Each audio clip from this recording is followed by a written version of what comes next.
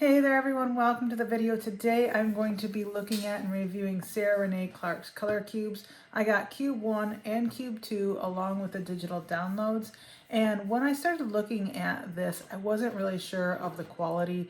I wasn't sure if it was going to be something I would really like or use, and so I did receive this as a present from my husband just recently, and so far I am super impressed with it. First of all, the cubes themselves, the boxes are very well constructed and they look really pretty because they've got all of the different colors around the sides.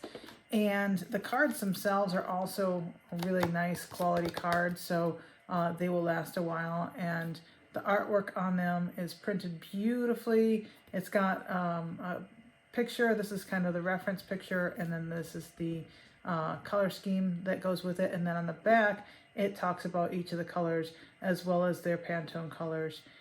In addition to all of the cards, there's, I don't know, let's see, 250 in each box.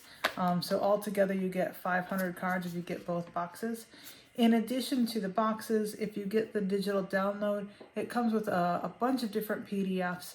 There's a PDF for each volume that allows you to look for color schemes by a bunch of different ways. First of all, you can look by color, family, and I think by tags, etc. I'll go over that in a little bit. It also has an instruction card in each one, kind of talking about how the cards are put together and how to use them. So my plan today is to go over some of the PDFs and show you some of the cool things that are in there, and then maybe pick out one of the cards from here and recreate a piece of artwork from it. Let's go look at the PDFs. So obviously I'm not going to show you the contents of all of the PDFs or the full contents, but I'm going to show you all the PDFs that you get. These are all of the PDFs that made sense to have on my iPad. There's also print versions of the color catalogs, and I think print versions of all of the color catalogs that are putting it with the product. So like there's this one here. This is the color catalog companion for Spectrum Noir alcohol markers, and so in here it says, hey, for card 1, these are the colors that match that, which is really nice. So if you have any of these different products, you can match the cards by the color numbers. So these are the Tombow markers, and they've got the numbers there. And I have a bunch of the Ohuhus, so I'll likely be using this. And again, you know, for every card, it tells you which marker to use. I'm not sure what the asterisk means, but you can look at that later. But beautiful, beautiful quality, beautiful images inside. But what I thought was really cool was there's a color catalog volume 1 and a color catalog volume 2. And in here, it shows you all of the cards, like a little thumbnail of all of the cards. At the top of each page is navigation that lets you go back to the home, that will let you go to different sections here. So here you can browse by colors, by keywords, or by collections.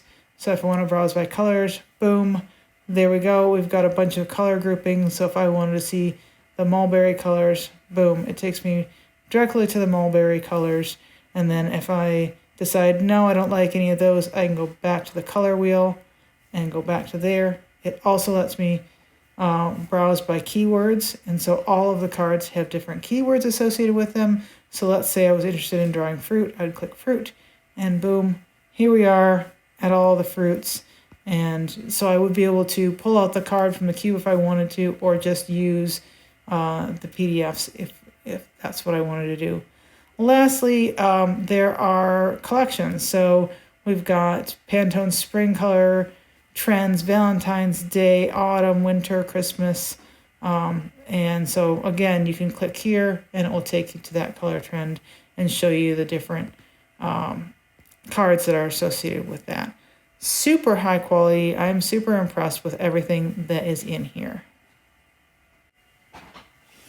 All right, now I'm going to pick a thing that I'm going to do. So I picked volume 1 here. I'm going to go to keywords, and let's go to cool.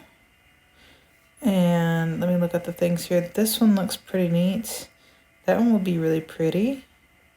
Or I saw another one that I think would be really pretty. And I think I'm going to use my Ohuhu markers for this. So yeah, I think I'm going to do this one, number 245. So let me pop out of here and then go to the Ohuhu one. That's the one right there. So I would need 120, PB6, PB8, BG1103, and R3. So let me go find those. So I was able to find all of the markers in my Ohuhu 120 marker set.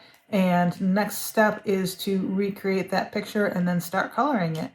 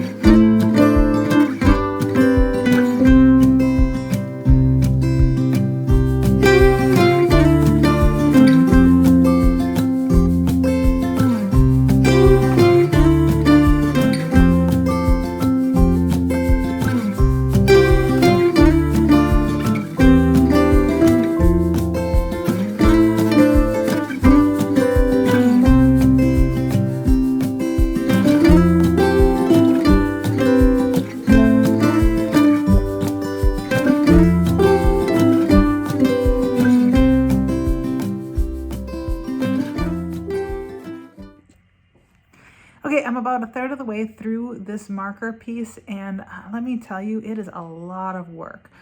Hats off to anybody who does these marker pieces, like a full-scale marker piece, because wow, that takes some serious time and dedication. I've done some smaller marker things before, but never anything with this kind of detail, I guess. And this is taking a lot longer than I thought it would. So we'll see how much I get through for this video. I'm going out of town, so I'm going to try and finish up as much of this as I can today, and you'll get to see how far I got in the video because I'm going to have to assemble all of this while I am out of town.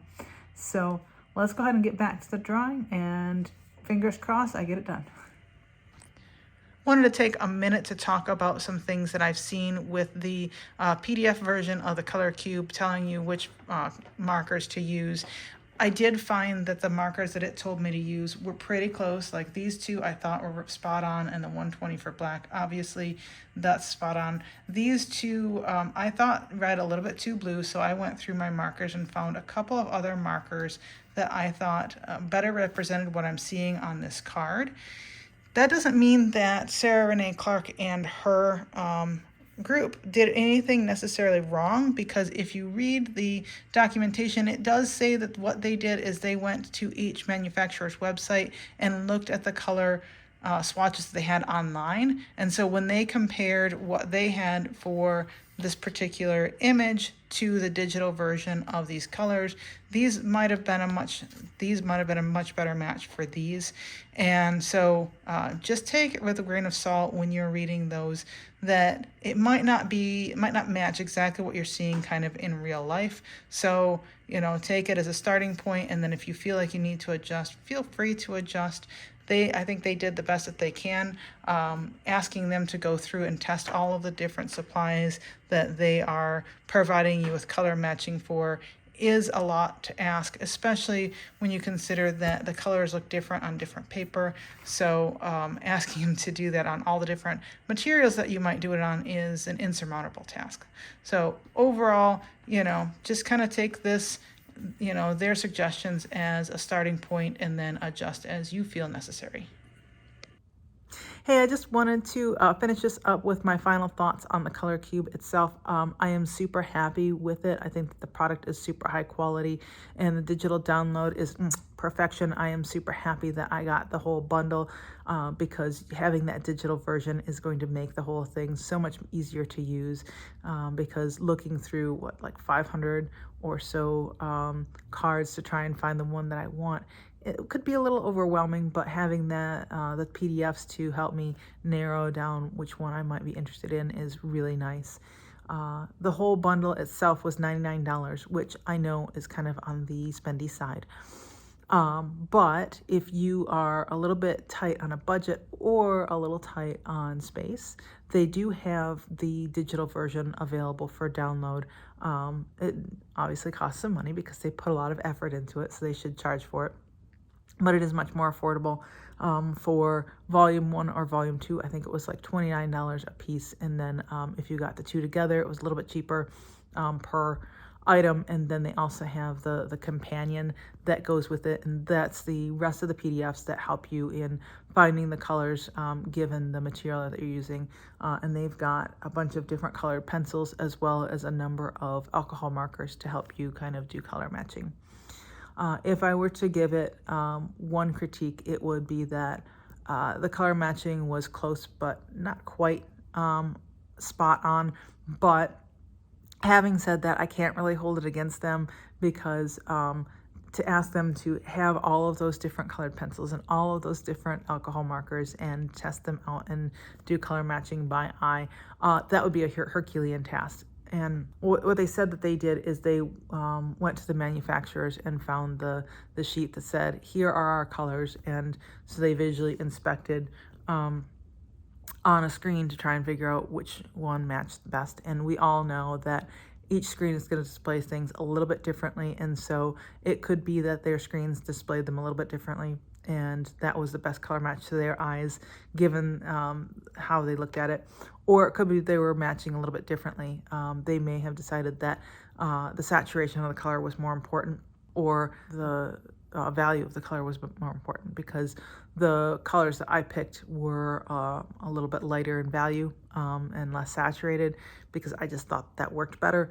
But, you know, that was definitely kind of more on the opinion side than, you know, kind of like a real subjective measurement. So overall, really happy that I have this. I can definitely see myself using it in the future. Anyway, I hope you enjoy the video, and you're going to see some closing shots of the final piece.